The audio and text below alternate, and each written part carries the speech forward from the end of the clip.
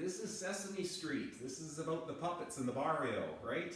Anyways, so this workout here is a 15-minute AMRAP. So that means setting up a timer for 15 minutes and you working non-stop for 15 minutes, okay? So get your SmartWOD timer, that's a good one. And then I want you to just focus on working steady for 15 minutes, all right? That is really the goal here. You do not want to come flying out of the gate on this one.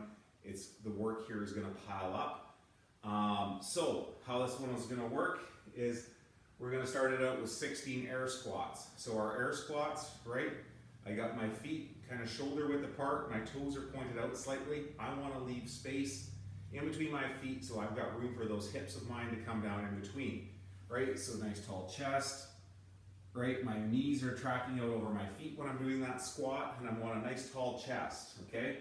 So we're here, and when I start, I initiate driving the hips back. I don't just plunk down, okay? If I plunk down, chances are I'm gonna put my back into a rounded position. I wanna have it, so by sending my knees back, I keep my back in a neutral position here, right, and maintain that lumbar curve. And that's going to give me the best opportunity to try to keep my knees behind my toes, right? The taller you are, you might be a little bit more dominant to send those knees out past your toes. Ideally, we're going to sit them back a bit more. I know that changes depending on the athlete, okay? But that's the important part, right, is when we're down here, neutral spine, right? And my hips are to my knee crease every time. That's a rep, 16 reps. After that, we're going to get down on the ground. And it is 12 sit-ups. So our sit-ups, right? Hands are reaching out behind me.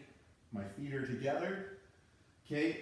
And when I'm sitting up, I'm lifting with my core. I'm not initiating with my neck, right? By driving my chin into my chest and curling that up. I want to lift with my core, get those shoulders to the hip crease every time, right? And that's my full range of motion rep. The other thing too, is we're trying to go fast. The more you round your spine and you almost try to bounce yourself off the ground, that's where we get that raspberry from.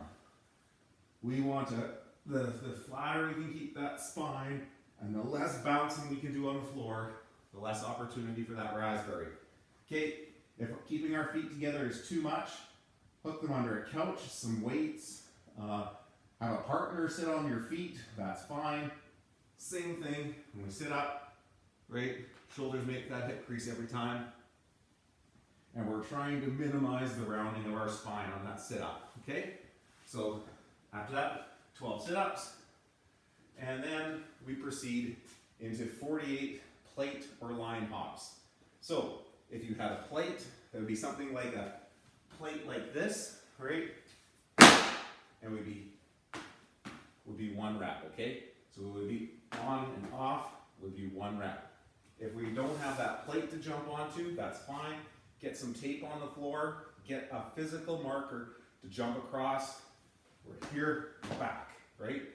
That's one rep. So you would do 48 reps like that.